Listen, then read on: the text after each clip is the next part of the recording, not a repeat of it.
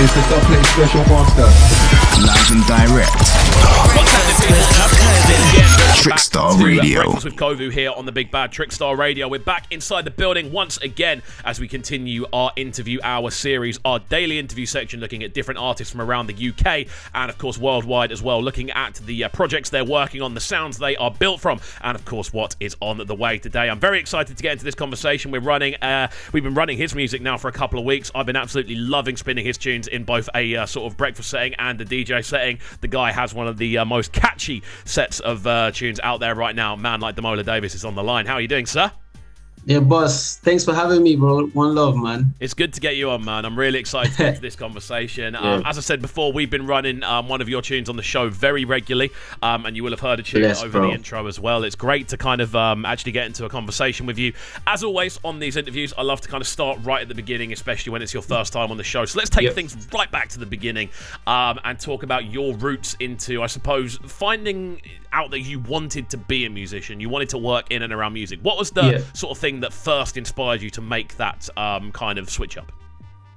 It's crazy you asked that, because like when I first started music, it wasn't actually, I didn't intend to do music. Like it was just, a couple of kids playing in secondary school. So I was, a lot of people that don't know, I was born in the UK, but went back to Nigeria at a very young age. So I did my primary school and secondary school in Nigeria. So music started for me like, from primary school days, and then it sort of followed me on into uni. Into secondary school. And that's where I met like friends that, we're just playing, we'll go studio together, like, we'll just go to studio, we'll just mess about, do freestyle, forget it, record on a laptop. So all of that stuff. So it started from there. And then I think even at that point, I just thought of it as a hobby, like it was just for fun. So then after sort of when I finished like my secondary school, I came back to the UK, and from college, that's where I met one of my close friends and we sort of, at that point I was like, what, I think we believe that I can actually do this,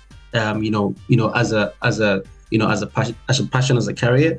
And from there, there was no looking back from that moment. And the last few years has been amazing. They've been amazing, and I'm happy with the progress, and I'm happy with the support that the brand is getting, and from the likes of yourself. So yeah, it's good to be here. Awesome, man. Yeah, I mean, it's such a cool kind of thing, obviously having that kind of back and forth location switch up a lot of the time. Would you say that's kind of affected your sort of sound in the way that you've taken influences in? I would say so, because I feel like that, because when I first came to when I came back to London, like I was into more of hip hop.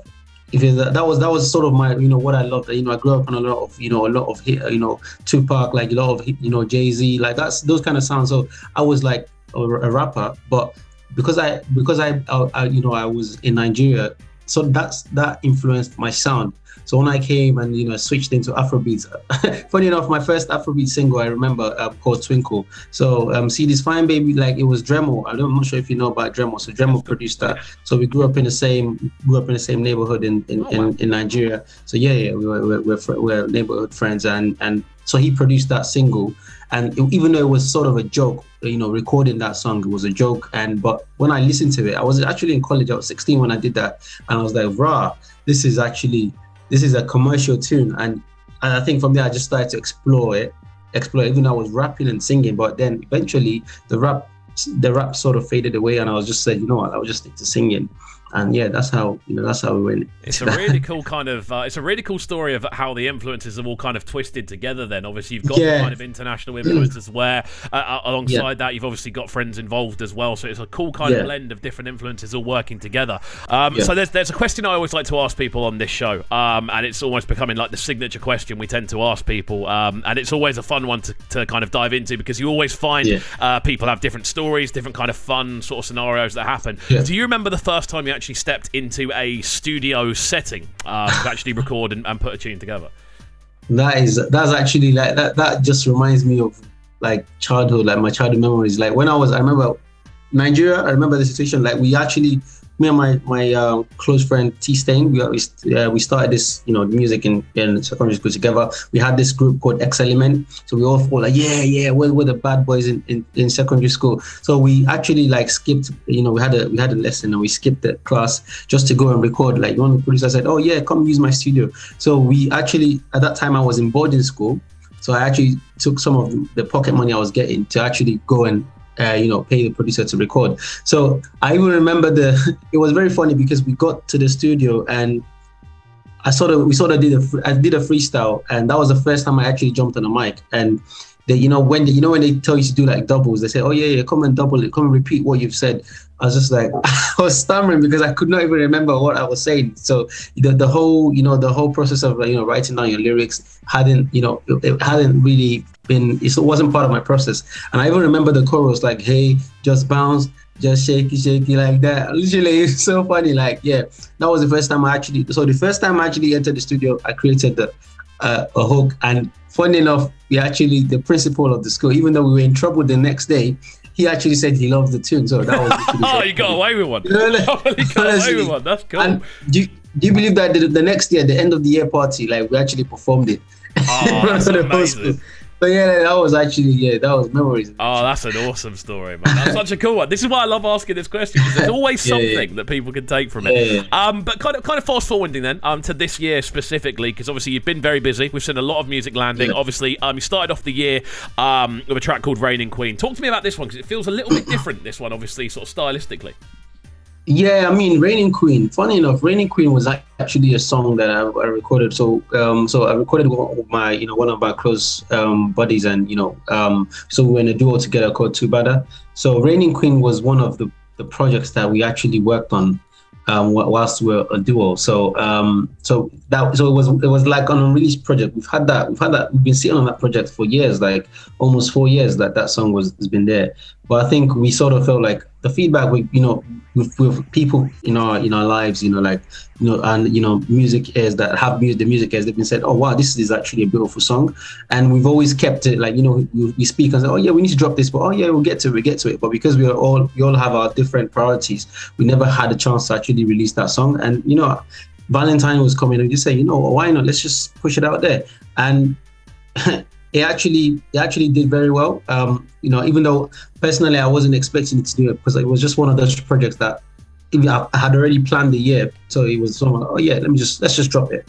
And it did good, quite good numbers. Like it did over 70,000 streams, so far on on Spotify and all platforms actually. So it was a really good tune. And for me, I think it kind of it's a different side to me, like that sort of R&B sort of reggae like side of things, and that just shows one of my influences, because I am influenced by the likes of Sean Paul was literally one of my earliest influences. Like reggae dancehall was literally one of my earliest influences, and those that are close to me know that my nickname is Bon Mataguana, so I've always called myself Bon Mataguana in the early days of school, just like as the dancehall thing. So Reigning Queen, is one of those tunes that is close to my heart, like really, and yeah. I'm really happy we recorded that. It's a cool one to kind of see the year. I feel kind of kickstart with as well, because it does have this very kind of different vibe to it. Again, on the show, we absolutely love the kind of rootsy side of things. We love diving into a much more sort of reggae-inspired feel. And then the cool thing is, it's the switch up that we then see moving into the next release of the year. Now, I love a catalogue that changes. I love seeing a catalogue that's constantly switching and rotating and going in different directions. That's what it's all about. Will do it. And obviously, Don Dada is the track that comes next on this listing, alongside L.A.X. A huge link up. Big up. How was this put together? Because this is always cool to see these big link ups. Like literally, like that. This whole conversation started in October last year.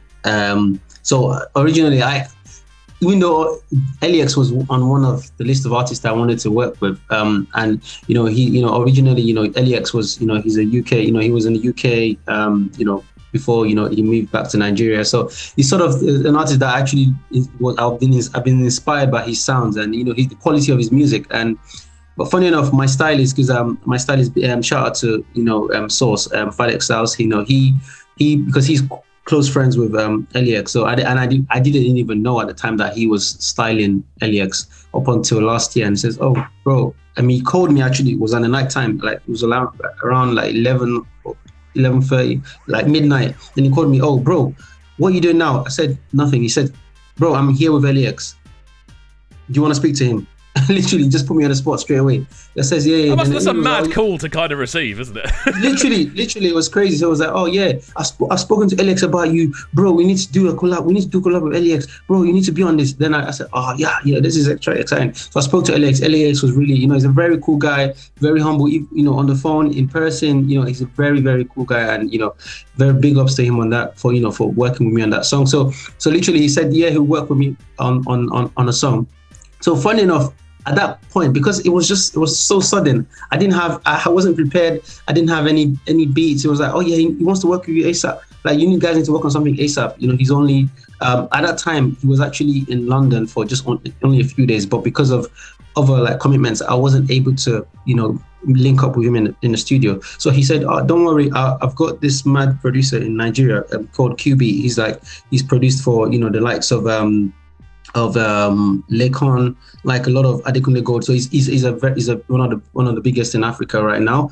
And he said, oh yeah, I've got a few beats that, so he sent me the beats. But what happened with those beats is that he had already done some stuff on those beats, and it was like, oh, just listen to this. What do you think about this? What do you think about this vibe?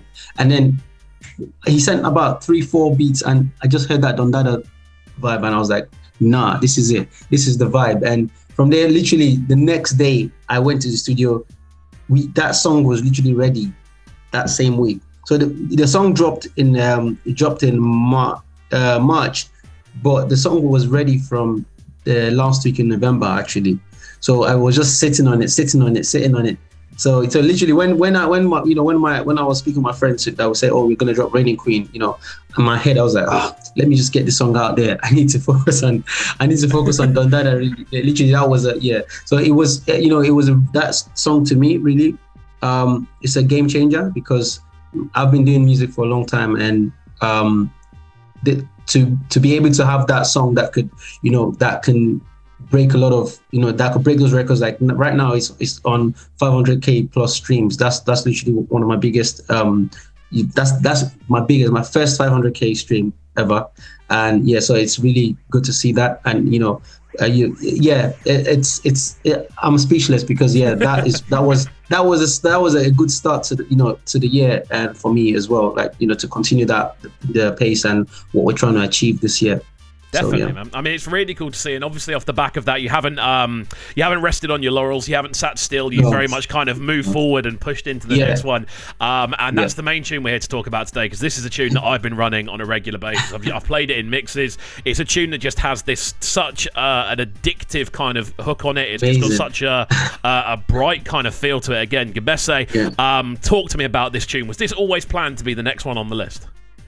Funny enough, no. So when I did so basically with my team, because I've already recorded a lot of content. I had over I can't even count hundreds of songs. I wouldn't say hundreds of songs, but literally close to 100 songs that I was sitting on, because I was getting so excited. Oh yeah, I'm gonna drop 2 EPs a year. Slow down. Let's plan this properly. So Gbese was actually meant to drop with a previous EP. Funny enough, I didn't actually because Gbese was a freestyle when I first recorded it, and I didn't like the song, but my manager loved that song. He was like, "Oh, bro, this is a banging tune," and it was meant to go with my last EP, The True Godzilla. But he said, "You know what? No, we can't put this because it doesn't fit in the EP, and it should be a standalone song." So I wanted to put it in my upcoming EP again this year, and he was like, "You know what? Trust me, let's drop this song on its own, bro. Let's trust me." And I just said, you know what? Why not? Let's go with it. We've got a banger already. We've got Dondada. Let's keep up the pace. Let's keep it going. If the fans love it, good. If they don't love it, we'll move to the next song. And we just dropped it, and the response has been crazy. A lot of support from the likes of yourself, Jay, and the likes of DJ Edu, Ras Kwame, and BBC One Extra, Capital Extra, BBC Radio 1. We're talking about not including myself here. We're talking about very established kind of UK mainstays. Kind of supporting. That must be a cool feeling to see these legends of the game back in it. Yes, Yes, to be honest, like I wasn't honestly, like I wasn't expecting it, and not to talk of like even Apple Music supporting it, like putting it on like 5 of their create editorial playlists. So getting that editorial support as well, it's amazing to see that. So yeah, it was one of those tunes that I didn't plan for it to be such a big tune. It just happened, really. Amazing, man, amazing. I mean, this is the thing with this as a tune is one that I would spin in so many different locations. Like I'm playing this weekend, it's on my set list, it's in there straight away. It's one of those. Just because of how catchy it is. Did you and again, I've clocked this with a few of your tunes, did you purposefully aim to have the hooks as catchy as they are? Because I find myself walking around the house just like with them earworming into me just the entire way through. Yeah. So to be honest, the way I record my hooks, if I'm not feeling it, like if I'm not like if it's not making sense to me, I'll literally sometimes I could record like three hooks, and I'll pick the catchy one. Like so, it has to connect with me. And a lot of times I'm very playful with my lyrics. Like I don't actually. So some artists they write their songs and then they get a producer to produce it. I'm the kind of artist that will go to a producer. You produce it on the fly. I'm actually vibing to it. I'm creating that hook for it. So the hook is the first thing I create before I create any other thing. So because that's very important. That's what sticks with people. So yeah, you could say there's a bit of intention. Me being intentional in writing those catchy hooks. Yeah. Yeah, that's cool, man. And you can hear it. You can hear the intention. You can hear because they stick in my head, bro. I'm like literally listening through, walking around the house, just going, it's that one again. It's been in there all week. I don't know how to get it out. But yeah, I mean, it's I've got to say, dude, it's been really good to kind of speak to you today. Obviously, listening through everything that's going on, kind of getting a bit of backstory, a bit of a kind of a journey into the journey more than anything else of your sort of sound, and it does all make a lot of sense. I've got one more question for you. Obviously, this new single is the one that's out there right now. What's the sort of rest of the year looking like for you, release-wise? Is there a lot stacked up, or are you going to be pulling stuff back? Well, there's a lot stacked up actually. So, so in terms of next steps, so I've actually got an EP dropping end of next month. So it's it's dropping this. I'm not going to spill the title, but yeah, it's literally I can tell you that it's five solid songs on there. Gbese was part of those 5. It's a good song, and I think on this EP I